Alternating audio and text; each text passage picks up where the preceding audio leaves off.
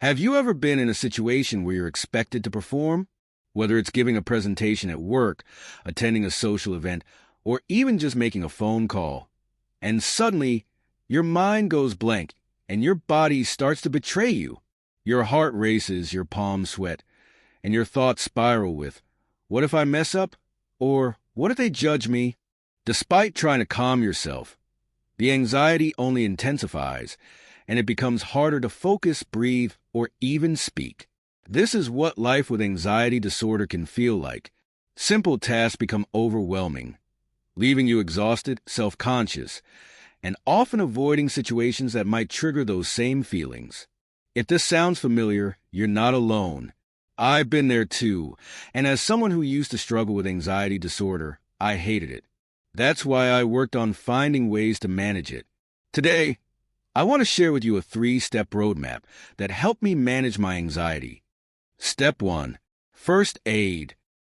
Like anger, anxiety is one of those emotions that, if it gets too high, becomes incredibly difficult to control. When you feel your anxiety rising, it's important to take a step back and regain some control by asking yourself these 3 questions. Question 1. Is there a real problem that I need to fix? Anxiety can be rational or irrational. Rational anxiety arises from a real-world issue, like waiting to hear back from your boss about the schedule, anxiously anticipating medical test results, or wondering if your friend is still upset after an argument. If there is a tangible problem, take decisive action. Follow up with your boss, doctor, or friend. The key is not to overthink, but to address the issue head-on and clear your mind. If there's no real problem, but you're simply feeling anxious, shaky, or irritable, it's time to shift focus. Use calming tools to reduce anxiety. Take a hot bath, exercise, or engage in mindful or distracting activities, like a hobby, watching a movie, or cooking mindfully. The goal is to move out of your anxious mind and into a more rational, calm state. Question 2. Am I safe? If you have a history of trauma, it's easy to get triggered in the present without even realizing it. Trauma often creates a deep sense of unsafety, leading to anxiety. By asking yourself if you're safe in the moment, you can ground yourself in distance from the overwhelming sensations tied to past experiences. Question 3. What else am I feeling? Just as people struggling with anger often have difficulty recognizing underlying emotions, those with anxiety may find it hard to identify other feelings, like hurt, sadness, anger, or jealousy, that might be fueling their anxiety.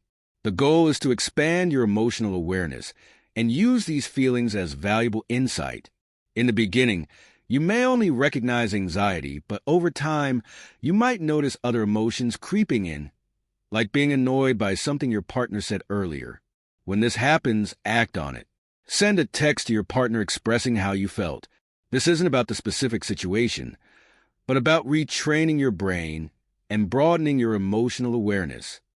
Step 2. Maintenance. If you're prone to anxiety, it's important to build habits and tools into your daily life that help keep your anxiety levels in check. By doing this, even on a tough day, you can avoid spiking to a 7 on a 10-point scale and instead stay around a 3 or 4. Lifestyle habits like regular exercise, meditation, medication, or a mindful hobby, whether it's painting, crafting, or playing music, can all help lower your anxiety threshold and keep you out of the grip of anxious thinking. Step 3. Personality upgrade. First aid and maintenance help with day-to-day anxiety, but to truly manage it long-term, you need to address the underlying personality drivers. People prone to anxiety often tend to be people pleasers, avoid confrontation, internalize emotions, or are overly self-critical, patterns that often develop from childhood coping mechanisms. While these strategies may have helped as a child, they no longer serve you as an adult. It's time to upgrade your coping skills. This is a longer-term project, but an essential one. The goal is to learn how to approach anxiety head-on, instead of avoiding it or numbing it with substances. It involves taking the risk of saying no, being assertive, setting boundaries, and focusing on what you truly want, rather than what you feel you should do. It's about learning to tolerate conflict and other strong emotions, using your own feelings as information to express your needs rather than suppressing or blaming yourself. Essentially, you're upgrading your emotional software, practicing the coping strategies you weren't able to as a child. Even with small steps, you can become less triggered and more empowered, moving from a place of childlike fear to adult self-assurance.